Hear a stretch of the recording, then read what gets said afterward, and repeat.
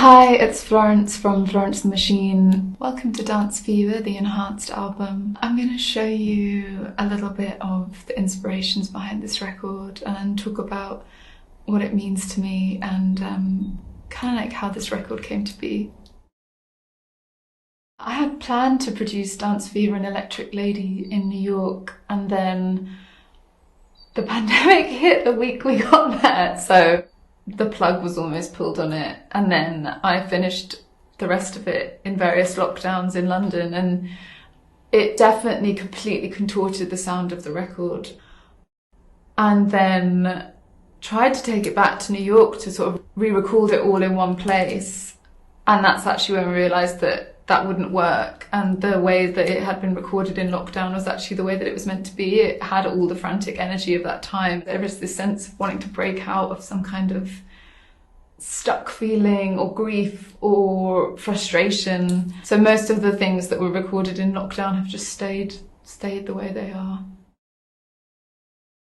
Really, when I was working with Autumn de Wilde, we were looking a lot at Edwardian portraiture and Victorian portraiture. We wanted something that was kind of funereal in nature, but also, I guess it's the idea of sort of something glamorous but inherently broken and fading. This was a reference, this portrait. I think it was important for everything to just have a little bit of an air of tragedy. Also, we've been working with Andrea Zanatali. He makes these beautiful sacred hearts. Like, these are just really beautiful. But yeah, the kind of idea of it was something much richer in palette than the last record, much more ornate, much more decorative. I think I'd experimented a little bit with minimalism on the last two records and I was done. This is definitely back to my maximalist roots.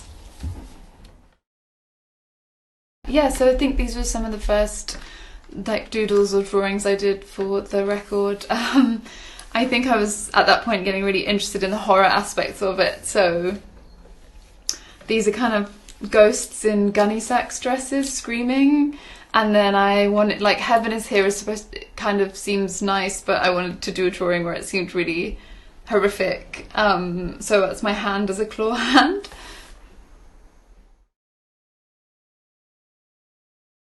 King was one of those songs that just sort of fell out of the sky at a period of time when I thought I wouldn't ever write a song again. It was written before the pandemic, which is a strange thing about this record, is that a lot of the songs that seem to most reference the pandemic, like King and Choreomania and Free, were actually written way before, and songwriting has that weirdly prescient quality to it. It's like being an earthquake measurement machine, you know. I feel like songwriting, you pick up vibrations of things that maybe haven't even happened yet. I think it had stemmed from a sort of real argument in a real kitchen, and then I just started unpacking these archetypes of the king feels like my ego as a performer, and the mother and the bride feel like my conflicting desires for potentially stability and domesticity, and it's like these two warring desires within myself. Up until Girls Against God, the pandemic hasn't started, which is why I really hope people listen to it in order, because the album really tells a story. The song is kind of funny because the things that I was nostalgic for were actually things that weren't even available to me anyway, which is basically being 17 and at TDK Festival in King's Cross watching Tom Beck. Even if there was no lockdown, I'm 35, I wouldn't be doing that. It made me feel suddenly so old, I think. So it was this weird nostalgia for a time when everything was ahead of you. So that's why Tom Beck is referenced in this song. Gigs had been my churches, and live performance had been my spiritual practice.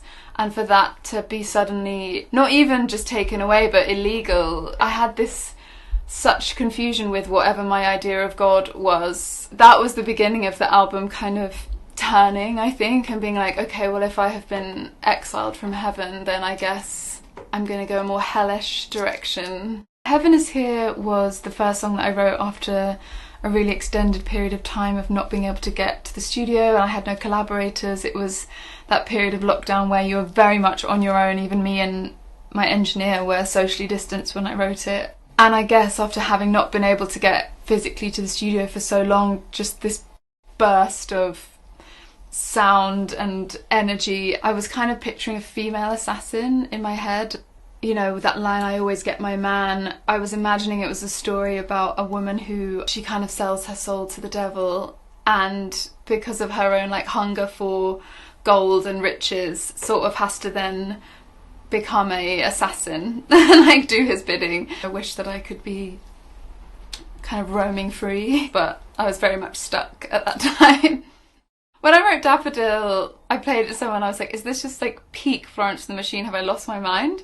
The chorus is just Daffodil over and over again. It was really quite far into the pandemic at that point, and I was like, I think maybe I've lost it. The beginning of the pandemic did happen in spring 2020, and then I think in 2021 when the daffodils started emerging but the pandemic was still raging, it was this sense of regeneration and spring and that helpless feeling of like, maybe things are going to be okay, and actually we were all screaming. So I think I was trying to create something that had that feeling to it. This song feels like a little horror film to me, of the juxtaposition of the spring-like imagery of rebirth and regeneration, and then the intensity of the sound at the end, which is basically underneath all the spring and the lightness is this unending horror.